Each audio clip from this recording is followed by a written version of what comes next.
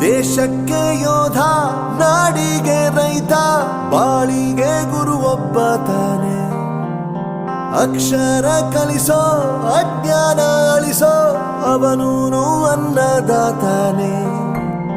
ತಪ್ಪು ಸರಿಯ ತಿದ್ದಿ ತಿಳಿ ಹೇಳಿ ಸಮಬುದ್ಧಿ, ನಮ್ಮ ಚಿತ್ತ ಶುದ್ಧಿಯಾಗೋ ಹಾದಿ.